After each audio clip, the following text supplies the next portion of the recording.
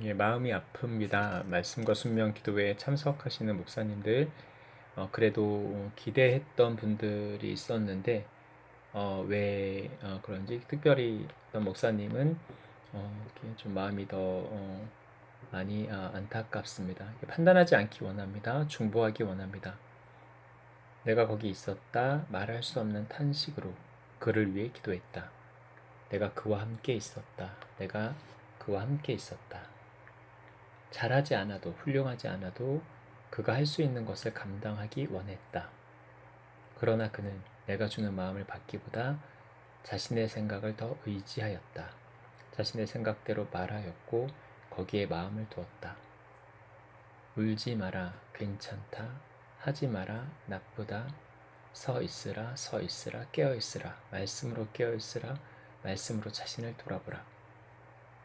그러나 그는 자신을 돌아보지 못하고 있다. 자신 안에 무엇이 들었는지, 무엇으로 차 있는지를 깨닫지 못한다. 왜 이런 일이 생기는가? 왜 이렇게 많은 교회 지도자들이, 목회자들이 내 마음을 따라가지 못하고 결국에는 그들의 마음대로, 그들의 생각대로 가는가? 그들이 보는 것이 무엇인가? 시대의 흐름을 읽지 못해서이다. 예수님의 마음이 어디에 있는지 알지 못해서이다. 성경 안에서는 잘 찾지만 이들이 이 시대 가운데 이 땅에 예수님의 마음이 어디 있는지를 전혀 보지 못하기 때문이다.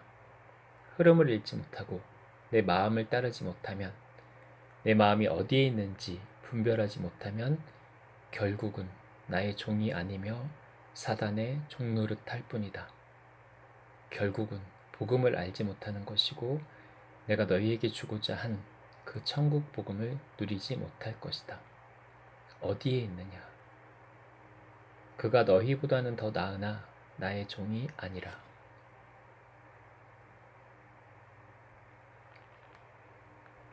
하나님의 종이면 하나님 마음을 알고 주님을 따르면 대형교회 목사는 절대 될 수 없는 건가요?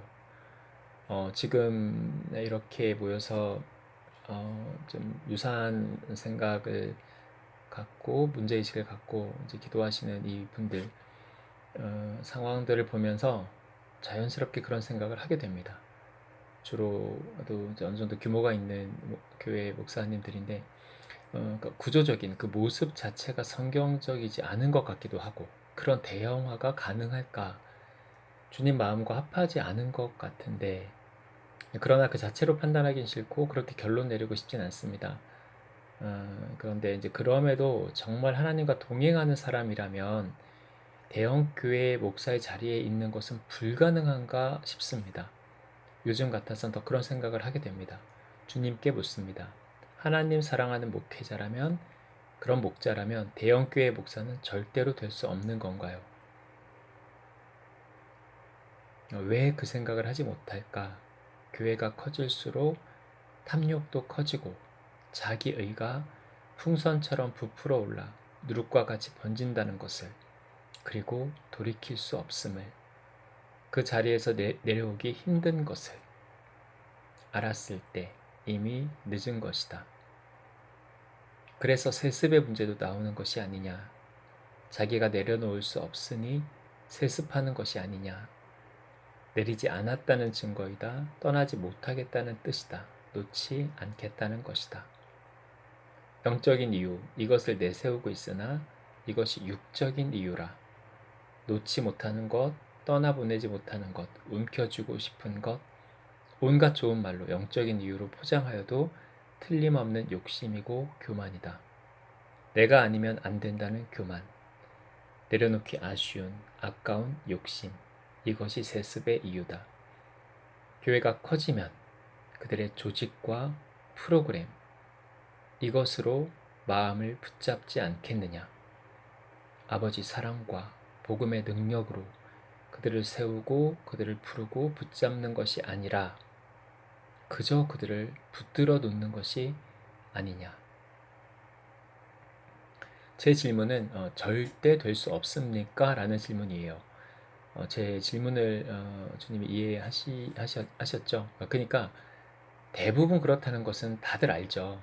그러나 하나님을 사랑하는, 양들을 사랑하는 선한 목자라면 절대로 대형교회 담임 목사가 될 수 없냐는 질문입니다. 대체로, 대부분이 아니라 절대로.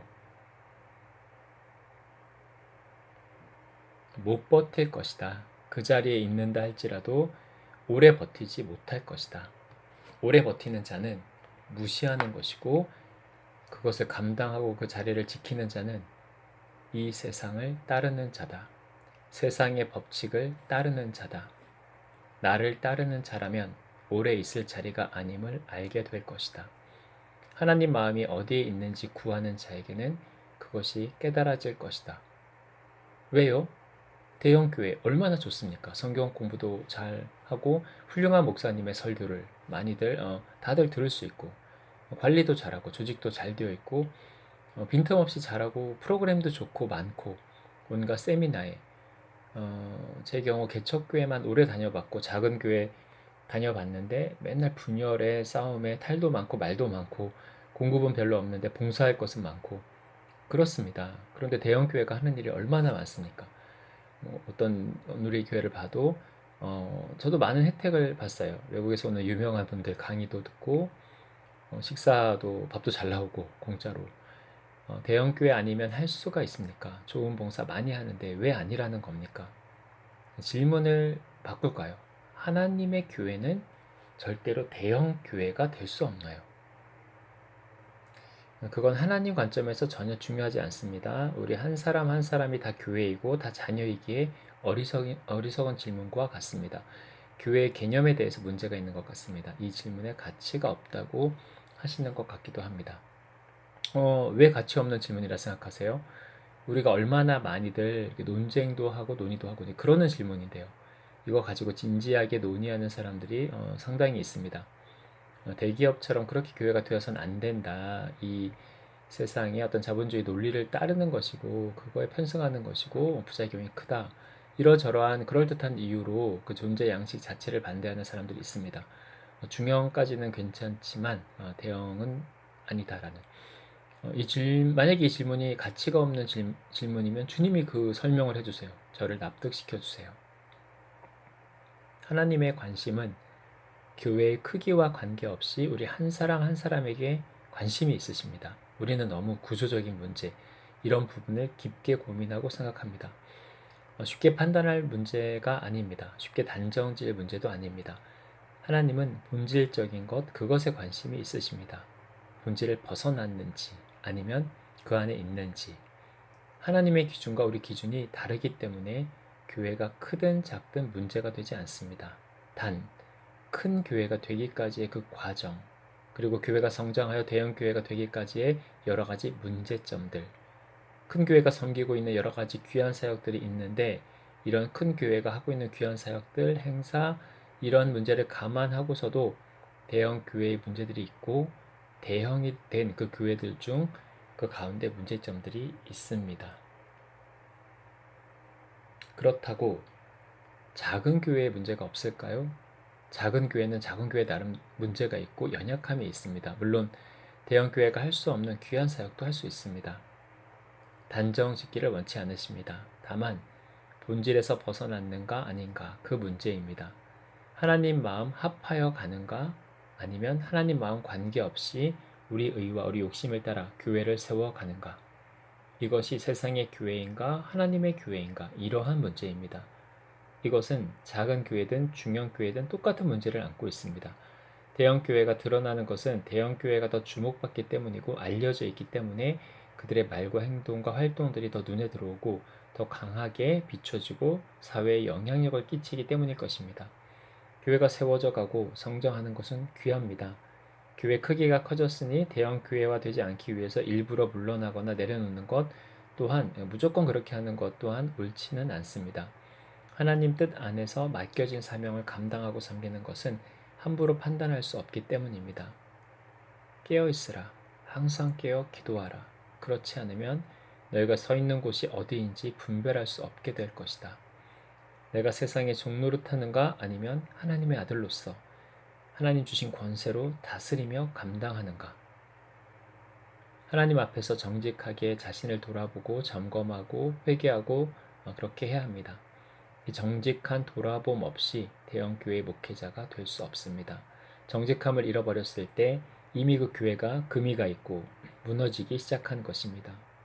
목회자 한 사람의 중심이 중요합니다. 대형교회는 더 심하게 금이 가고 더 심하게 굉음을 내며 무너질 것입니다.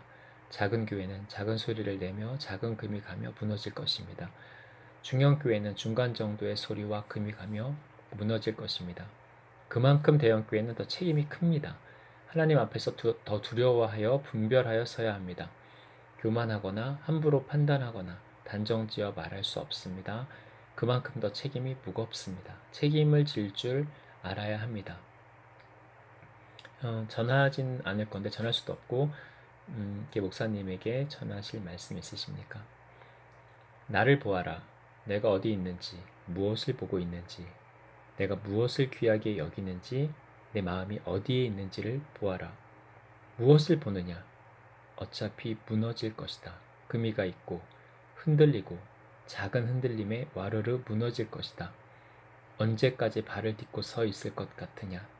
이미 금이가 있고 바람만 불면 무너질 것이다.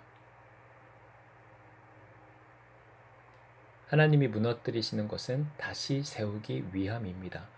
이 땅의 교회가 다 무너지고 하나님의 교회를 다시 세우실 것입니다.